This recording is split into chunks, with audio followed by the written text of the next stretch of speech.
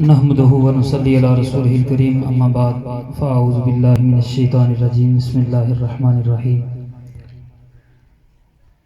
الاخلاء بعضهم لبعض عدو الا المتقون صدق اللہ مولانا العظیم۔ درود پاک بآواز بلند پڑھیے۔ الصلاۃ والسلام علیک یا سیدی یا رسول اللہ، الصلاۃ والسلام علیک یا سیدی یا حبیب اللہ، الصلاۃ والسلام علیک یا سیدی یا جد الحسن والحسین وعلی آلک واصحابک یا امام المتقین۔ کر مجلس کسے کلندر دی تاں پاویں صافی اندر دی، جد اپنا آپ نہ یاد رہا تاں رمز بھی وادی پاویں۔ زینت محفل جگر گوشائے بابا جی پیر حیدر شاہ قلندر، پیر طریقت رہبر شریعت صاحبزادہ والا شان پیر سید کبیر حسین شاہ صاحب گیلانی دامت برکاتہم العالیہ، صاحبزادہ والا شان عمر حیدر گیلانی، اور آستانہ عالیہ دندلی شریف سے پیر سید تنویر حسین شاہ صاحب بخاری دامت برکاتہم العالیہ، دیگر معزز سادات کرام اور برادران اسلام، آج ہم سب قلندر ابن قلندر واقف رموز حقیقت و طریقت قبلہ پیر سید سرور حسین شاہ صاحب گیلانی رحمت اللہ تعالی علیہ کے عرص پاک کی محفل میں بیٹھے ہیں۔ یہ مقدس ہستیاں اور یہ عرص پاک کی بابرکت محفل کی ساعتیں، یہ نسبت اور یہ قسمت کا بڑا حسین امتزاج ہے۔ برادران اسلام، اللہ کریم نے زمین و آسمان کو پیدا فرمایا تو 3 فرشتوں کی جماعتیں آئیں اور زمین پر کچھ بھی نہیں تھا، یہ چٹیل زمین تھی۔ ایک جماعت آ کر حضور پر اس نے درود و سلام زمین پر پڑھنا شروع کیا، سبحان اللہ سبحان اللہ، تو زمین پر زندگی آنا شروع ہو گئی۔ دوسری جماعت آئی، زندگی میں اور تازگی آنا شروع ہو گئی۔ تیسری جماعت آئی تو یہ زمین کی مخلوق میں زندگی نظر آنے لگی۔ تو حضرت شیخ عبدالعزیز دباغ سیدی فرماتے ہیں کہ یہ 3 دفعہ جب اس زمین پر درود پڑھا گیا محبوب مصطفیٰ صلی اللہ علیہ وسلم پر، تو زمین میں رونق آئی۔ اس کائنات میں انبیاء آتے رہے، مرسلین آتے رہے، اور سب اللہ کی توحید کا پیغام دیتے رہے، اپنی رسالت کا پیغام، حلال و حرام کی تمیز سب کچھ بتاتے رہے، اور ہر نبی کی اللہ نے یہ ڈیوٹی لگائی، جناب آدم سے لے کر حضرت عیسیٰ علیہ السلام تک، ہر نبی جہاں اپنی رسالت کی بات کرتا، جہاں اپنی شریعت کی بات کرتا، وہاں ساتھ محمد مصطفیٰ کی ختم نبوت کی بات کرتا۔ یہ ختم نبوت کا معاملہ آج کا نہیں ہے، اس ختم نبوت کو پروردگار عالم نے بھی بیان فرمایا۔ عالم ارواح میں تفصیل میں گئے بغیر 1,24,000 نبیوں کی سنت ہے ختم نبوت کا کام کرنا۔ اس لیے پیر مہر علی شاہ بولے کہ جو حضور کی ختم نبوت کا کام کرتا ہے وہ سمجھے کہ اس کی پشت پر خود رسول اللہ کا ہاتھ ہے۔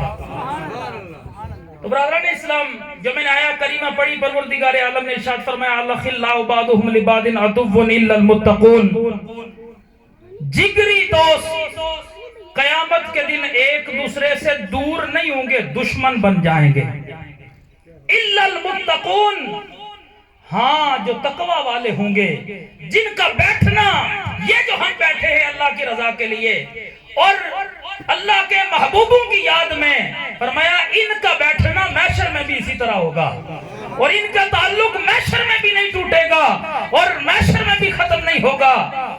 آج جب ہم دنیا میں دیکھتے ہیں تو کہیں پر صحابہ کرام رضوان دشنام ترازی کی جاتی ہے، کہیں اہل بیت اطہار کو موضوع گفتگو بنایا جاتا ہے۔ میں 2 جملوں میں ایک بات کر کے اپنی گفتگو کو سمیٹنے کی کوشش کروں گا۔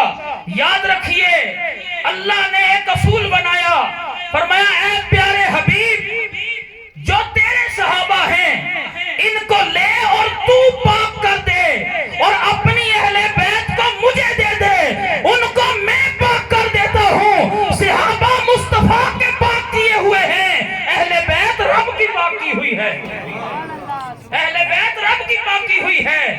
وَيُزَكِّيهِمْ، محبوب ان صحابہ کے دلوں کو پاک کرتا ہے۔ جو ایک بھی صحابی کے بارے میں شک کا مرتکب ہوتا ہے، وہ رسول اللہ کی طہارت کے اندر شک کا مرتکب ہوتا ہے۔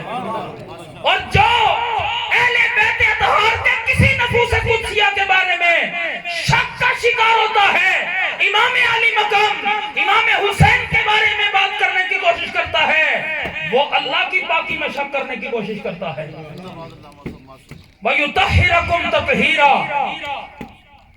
صحابہ اہل بیت کے درمیان موازنہ کرنے کی جو کوشش کرتا ہے، برادران اسلام وہ دھوکے میں ہے۔ حضرت ابو بکر صدیق اور حضرت علی کے درمیان فضیلت کے قول کرنے والوں سے میں کہوں گا کہ ان کے درمیان کوئی مقابلہ ہی نہیں ہے۔ تم آج اٹھ کر کہاں سے مقابلے کرنے لگے؟ حضور نے ہر ایک کی شان بیان فرما دی، کسی کا کوئی مقابلہ نہیں ہے، ہر ایک کی شان برا البرا ہے۔ کسی کی شان میں موازنہ کرنا یہ تیرے نفس کا دھوکہ تو ہو سکتا ہے، یہ مصطفیٰ کی تعلیم نہیں ہو سکتی، یہ مصطفیٰ کریم کی تعلیم نہیں ہو سکتی۔ اس لیے ہمیں بابا جی پیر حیدر شاہ قلندر اور بابا جی پیر سید سرور حسین شاہ قلندر نے علوم الاولیاء اور عشق پریم دیا سیٹا کی شکل میں عقائد اور ہر حوالے سے نظریات کے حوالے سے وہ کلام دے کے گئے ہیں۔ وہ اس سنگت کو اکیلا نہیں چھوڑ کے گئے اور وقت کے تھپیڑوں کے حوالے نہیں کر کے گئے۔ اس لیے برادران اسلام، یہ جو اولیاء کا قرب ہوتا ہے، میں بات کو سمیٹنے کی کوشش کر رہا ہوں، یہ اولیاء کی جو سنگت ہوتی ہے، حضرت مولانا روم رحمت اللہ تعالی علیہ فرماتے ہیں، آج لوگ آپ سے پوچھتے ہیں ولیوں کے پاس جاتے ہو، ان کے ہاتھ کیوں چومتے ہو، ان کی قبر کی مٹی کو کیوں چومتے ہو، وہاں جا کر بوسہ کیوں کرتے ہو؟ تو حضرت مولانا روم نے بھی پوچھا، بتاؤ تو صحیح، کعبہ تو ایک پتھر ہے، اس کو جا کر کیوں چومتے ہو؟ حجر اسود بھی پتھر ہے، اس کو جا کر کیوں چومتے ہو؟ ہے تو وہ بھی پتھر۔ اب بتاؤ پتھر افضل ہے کہ انسان افضل ہے؟ پتھر افضل ہے کہ انسان افضل ہے؟ وہ کہتے ہیں اس لیے کہ کعبہ میں رب کی ذاتی تجلی پڑتی ہے، اسے نسبت ہے رب کی ذاتی تجلی سے۔ اگر ایک پتھر پر ذاتی تجلی پڑے اور اس نسبت سے اس کا چوما جاتا ہے، تو بتاؤ اس انسان پر جس پر رسول کی نگاہ کرم ہو اور رب کی تجلی پڑے، اس انسان کو کیوں نہ چومے؟ حضرت مولانا روم رحمت اللہ تعالی نے فرمایا، ہم ان کے ہاتھ چومتے ہیں اولیاء کے، ان کے پاؤں چومتے ہیں، ان کی قبر کی تربت جا کے چومتے ہیں۔ بات یہ نہیں ہے، حضور صلی اللہ علیہ وآلہ وسلم کے ملک شام کے اندر ایک امتی تھے، ان کی کیفیت یہ تھی کہ علم ظاہری تو بہت بڑا، لیکن علم باطنی کے لیے وہ عرض گزار ہوئے کہ پروردگار عالم مجھے علم لدنی چاہیے، علم باطنی چاہیے۔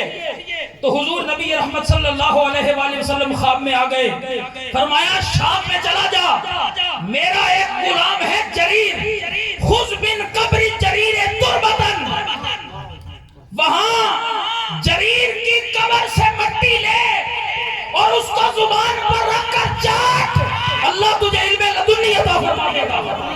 اس کے قدموں کی برکت سے ہم بابا جی پیر حیدر شاہ کے قدموں میں حاضر ہوتے ہیں۔ حضور قلندر ابن قلندر پیر سید سرور حسین شاہ صاحب گیلانی کی اس بارگاہ قدس میں حاضر ہو کر وہاں کی مٹی کو چومتے ہیں، وہاں کی قبر کو چومتے ہیں، وہاں جا کر اس لیے اس دھرتی کو چومتے ہیں کہ وہاں سے علم کے خزانے بھی عطا ہوتے ہیں اور روحانیت بھی عطا ہوتی ہے۔ تم کیا جانو، حضور صلی اللہ علیہ وسلم یہ واقعہ کہیں عام کسی نے نہیں لکھا. حضرت یوسف بن اسماعیل نبہانی کی کتاب حجت اللہ علی العالمین فی معجزات سید المرسلین میں وہ لکھتے ہیں، اور علامہ نبہانی کا مقام یہ ہے کہ ان کی زوجہ ہونے کی وجہ سے، ان کی بیوی ہونے کی وجہ سے اللہ نے ان کی بیوی کو 22 مرتبہ محمد مصطفیٰ کی زیارت سے مشرف کیا. سبحان اللہ. یہ شان ہے. اور ہم کم علم قد فہم ان ہستیوں کے مقام کو کیسے بیان کر سکتے ہیں؟ اسی لیے بابا جی پھر حیدر شاہ قلندر نے کہا تھا، کر مجلس کسے قلندر دی تاں پاویں صافی اندر دی. کر مجلس کسے قلندر دی تاں پاویں صافی اندر دی. یہ اندر صاف کرنے کے لیے صرف قرآن پڑھنے سے نہیں ہوگا، صرف حدیث پڑھنے سے نہیں ہوگا، کسی کی نگاہ کا فیض چاہیے. اور یہ نگاہ کا فیض ہوتا کیا ہے؟ یہ تو کسی اللہ والے سے پوچھا جائے. یہ نگاہ کا فیض ہے. آج جنگ کی سرزمین میں، تبا ٹیکسنگ کی سرزمین میں ہم تو نسل در نسل احسانوں تلے دبے ہیں پیر حیدر شاہ قلندر کے. ہماری نسلیں مقروض ہیں کہ انہوں نے، لوگ دولت کے لیے ایک دوسرے کے پیچھے بھاگتے ہیں اور کہتے ہیں مجھے تو فلاں نے یہ کر دیا، فلاں نے یہ کر دیا. اور آج کر یہ ڈونگ چل پڑا ہے کہ مجھے فلاں پیر نے اتنا نوازا کہ میرے پاس اتنی دولت آ گئی. ارے دولت اس کی بات نہ کر، یہ تو فنا ہونے والی ہے. جو دولت پیر حیدر شاہ قلندر تقسیم کرتا ہے، جو دولت پیر سید سرور حسین جزب گیلانی تقسیم کرتا ہے، وہ دولت ایمان کی دولت ہے، وہ دولت روحانیت کی دولت ہے. وہی دولت تیری قبر میں بھی کام آئے گی، وہی دولت تجھے حشر میں بھی کام آئے گی، اور یہی دولت تجھے جنت میں بھی کام آئے گی. یہی نسبتوں کی بات ہے. اور انہی نسبتوں سے کے بارے میں کہوں گا، تیری نسبت نے سنوارا میرا انداز حیات. اے شہنشاہ پناہگوی، تیری نسبت نے سنوارا، تیری نسبت نے سنوارا میرا انداز حیات. میں اگر تیرا نہ ہوتا سگے دنیا ہوتا، میں اگر تیرا نہ ہوتا اس کی دنیا ہوتا. جب تک تیرے در پہ تھا ٹھکانے سے رہا، چھوٹا تیرا در تو بھیک پانے سے رہا. ٹھکرا کے اٹھا دے یا بٹھا لے در پر، میں اب کسی اور کے در پہ جانے سے رہا. میں اب